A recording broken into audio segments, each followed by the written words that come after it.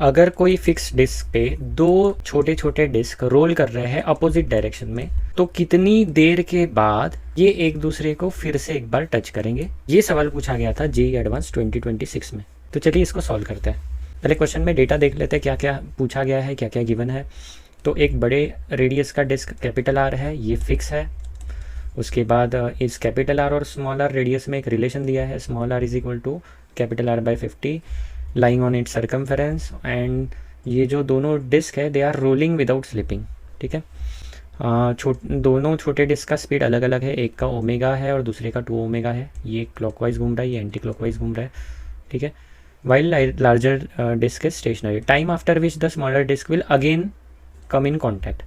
तो होगा ये कि ये क्योंकि स्लो घूम रही है ओमेगा वाली डिस्क, ये यहाँ तक कहीं पहुँचेगी, और ये जो 2 ओमेगा वाली डिस्क है ये फास्ट घूम रही है तो ये ज़्यादा डिस्टेंस कवर करेगी, और ये यहाँ आके कहीं तो मिलेंगे।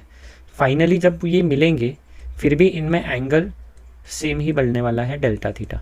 इस क्वेश्चन को अलग अलग तरीके से कर सकते हैं हम लोग। रिलेटिव फ्रेम में करेंगे, यहाँ ऑब्जर्वर की तरह बैठ जाएंगे इस बड़े डिस्क के सेंटर पे, और यहाँ से हम पूरे सिचुएशन को स्टडी करने वाले हैं। मान लेते हैं कि इस फर्स्ट वाली डिस्क का स्पीड होगा v1, सेकेंड वाली डिस्क का स्पीड होगा v2, और हम एज अ ऑब्जर्वर यहाँ बैठ के इस पूरे सिचुएशन को देख रहे हैं। क्योंकि यहाँ पर रोलिंग विदाउट स्लिपिंग की बात हो रही है, रोलिंग विदाउट स्लिपिंग में हम लिख सकते हैं v इक्वल टू आर ओमेगा। तो फर्स्ट वाले डिस्क के लिए r उसका रेडियस है, ओमेगा उसका एंगुलर स्पीड है, तो v1 equal to R omega. And similarly v2 equal to, दोनों आइडेंटिकल डिस्क है, r सेम इंटू 2 ओमेगा। अच्छा, अगर हम इस O पॉइंट के अबाउट सेम कैलकुलेशन लिखना है, सेम चीज़ को लिखना है, तो हम यहाँ से रेडियस ले सकते हैं, O से इस डिस्क के सेंटर का रेडियस है ना। तो ये हो जाएगा capital R plus small R. ध्यान से देखो, यहाँ से लेके यहाँ तक का ये जो डिस्टेंस है कैपिटल आर है और ये वाला स्मॉल आर है, तो टोटल हो जाएगा capital R plus small R. और क्योंकि हम इस पॉइंट से देखेंगे तो ये जो डिस्क है इनके सेंटर के आगे बढ़ने का जो स्पीड है, मतलब मान लो ये यहाँ से यहाँ चले गए, तो ये ऐसा कुछ तो थीटा प्राइम बनेगा, उसका एंगुलर स्पीड होगा ओमेगा डैश।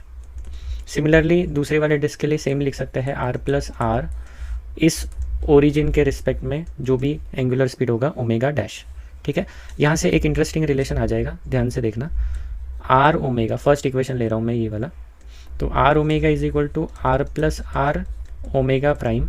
हमें कैपिटल आर और स्मॉल आर का रिलेशन दिया हुआ है, capital R small R is capital R by 50, ये रिलेशन हम लोग यहाँ यूज़ करेंगे।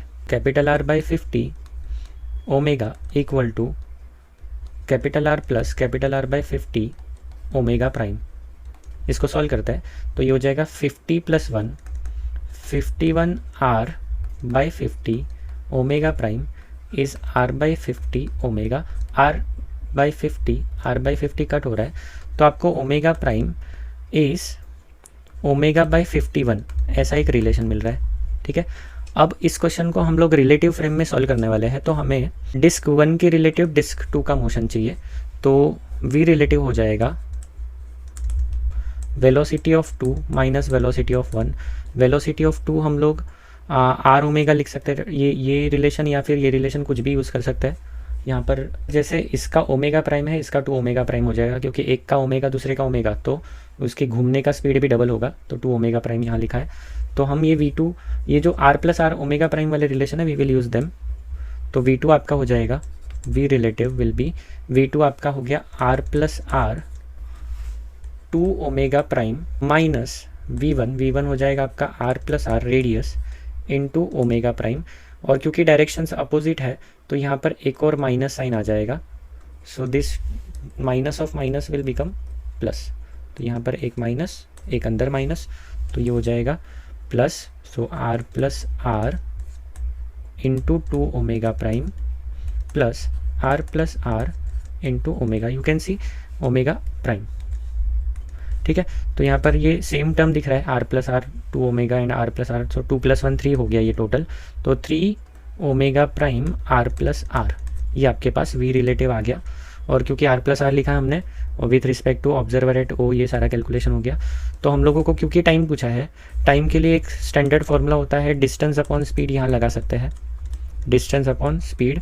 इवन ये सर्कल के लिए यूज़ कर सकते हैं। सर्कुलर मोशन में क्योंकि वो आर्क लेंथ चलता है, we write distance as arc length upon speed, यहाँ पर वी रिलेटिव लेंगे।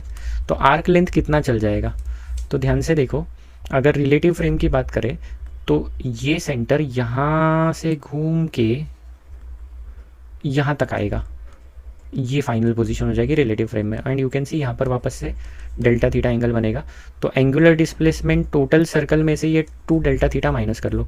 टोटल सर्कल का एंगुलर डिस्प्लेसमेंट होता है 2 पाई रेडियन, उसमें से 2 डेल्टा थीटा हमें माइनस करना पड़ेगा।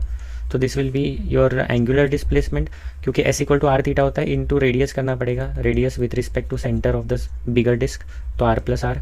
और वी रिलेटिव हमारा आर प्लस आर के टर्म्स में आ चुका है, R plus R 3 omega prime.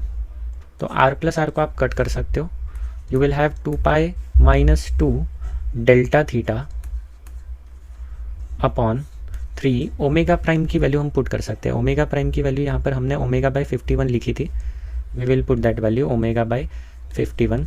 तो आपका ये 51 बाहर अपॉन 3 ओमेगा आप लिख सकते हो इसको, 2 पाई माइनस 2 डेल्टा थीटा को हमें कैलकुलेट करना पड़ेगा।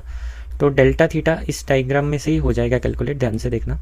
तो डेल्टा थीटा अगर हमें कैलकुलेट करना है, उन्होंने क्वेश्चन में बोला है कि delta theta is a small angle, तो आप इसको एक स्ट्रेट लाइन मान सकते हो जिसका डिस्टेंस होगा 2r, या फिर आप इसको आर्क लेंथ बोल सकते हो 2r का।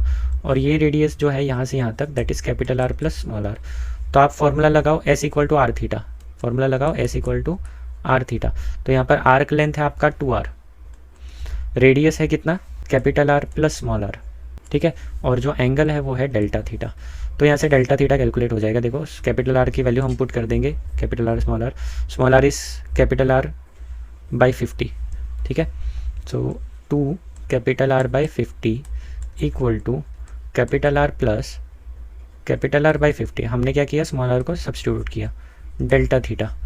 तो इस पे से आपके पास ये आ जाएगा 51 बाई 50 आर, और ये आ जाएगा 2r बाई 50 डेल्टा थीटा। तो आप इसमें से r 50 कट कर दोगे तो डेल्टा थीटा ध्यान से देखो कितना आ रहा है, 2 बाई 51 आ रहा है, 2 बाई 51। तो ये सिंप्लीफाई कर देंगे तो 51 2 pi minus 4 by 51 divide by 3 omega, ये आपका टाइम आ जाएगा। चेक करते हैं ऑप्शन में, तो ऐसा ऑप्शन आ रहा है, ऑप्शन सी।